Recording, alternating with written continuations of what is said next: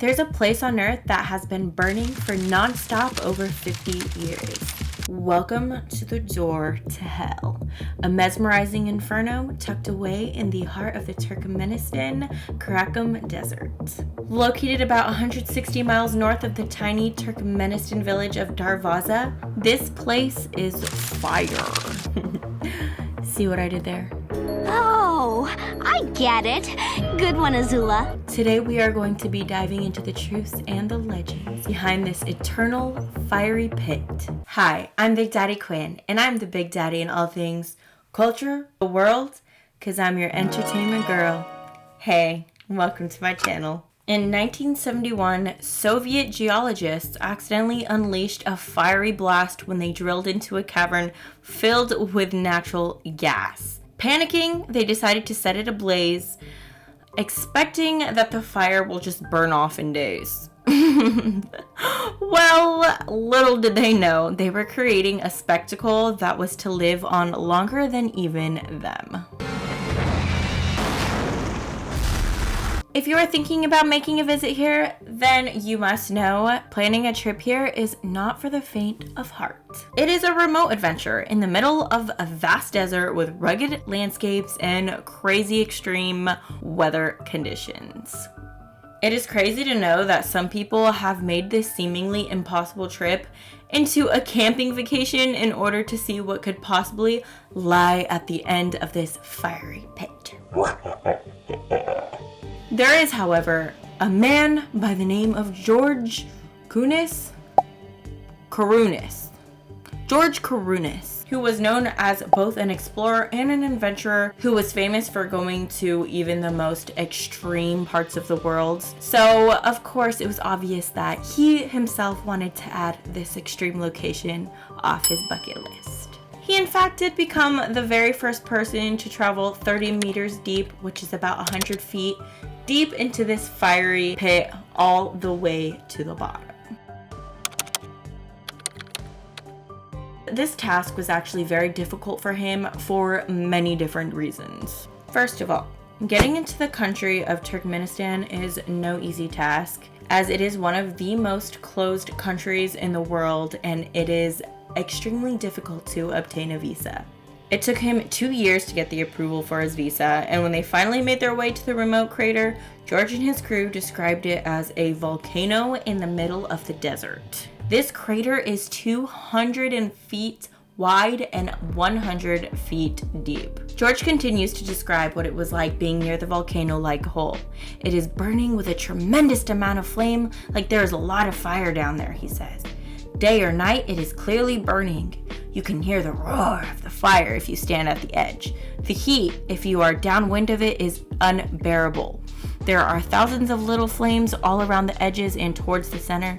Then there are 2 large flames in the middle at the bottom, and that is probably where the drilling rig hole was for the natural gas extraction. And in order to protect himself during this, he dressed in a whole aluminum foil suit, similar to that of a firefighter or volcanologists. Did I say that right? Volcanologists. Yeah, people who study volcanoes. Anywho, he wore that in ways so he can deflect the heat off of his body. However, even with this full body suit for protection, he still felt like a baked potato. He then says, it's a very volatile place. To give you an example of how volatile, at one point I kneel down on the ground and I'm digging in the sand to try and gather some samples from a little below the surface. And as I'm digging with small hand shovel, fire is coming out of the hole that I'm digging in. I just opened a whole new vent as I'm digging down there. He described the climate of this crater as that of Mars, especially seeing all of the different colors and the oranges and hues. That's how he would imagine the land of Mars to be like, since after all we are studying for that to be our next planet we live on. You guys ready to be some Martians? But what are the causes around this burning hole? Probably too much spicy food. I crack myself up. Locals believe that there is a dragon living underneath the Earth's surface, and this is just breathing through the cracks of the Earth's formations.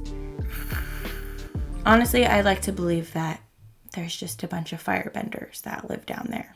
Another belief is that the Soviets opened the portal to hell, and it is now a gateway to the devil himself. But alas, as you guys know, and if you've seen my videos, we must bring science into this. What does science have to say about it? The door to hell is also known as the Darvaza Gas Crater. The Krakum Desert is known to have significant natural gas reserves. When the drilling operation began, they must have tapped into one of these reserves. Natural gas primarily consists of methane, so when the geologists breached the gas-filled cavern, methane began to escape into the atmosphere. Methane is highly flammable, you see. Very flammable. And its release into large quantities can lead to the formation of a potentially hazardous environment. So when they decided to set this thing ablaze, well, you can imagine what flames do to gas. And due to the perpetual amount of gas that is underneath the desert's surface, there has to be endless amounts of this natural gas. God, how many times am I gonna say gas? So as long as there is still gas, then there is still going to be fires. And of course, questions may arise on the impact to the environment. Obviously, eternal flames cannot be good for our air. People argue that these toxic gases that are constantly burning is released into our oxygen in the air that we breathe in. Not only that, but it is a complete waste of our natural resources. Some may even say it's contributing a lot to our greenhouse effects.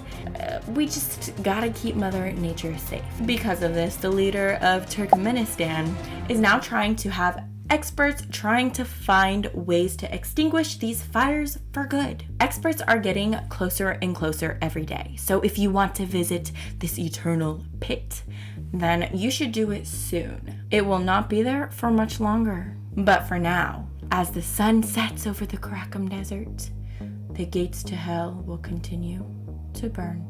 And that is it for today, everybody. Thank you so much, my fellow travelers and explorers, for yet another video of Around the World. If you enjoyed this, then go ahead and do your girl a favor and hit the subscribe. You know where the comment section is, and you know where the bell is. All right, Big Daddies out.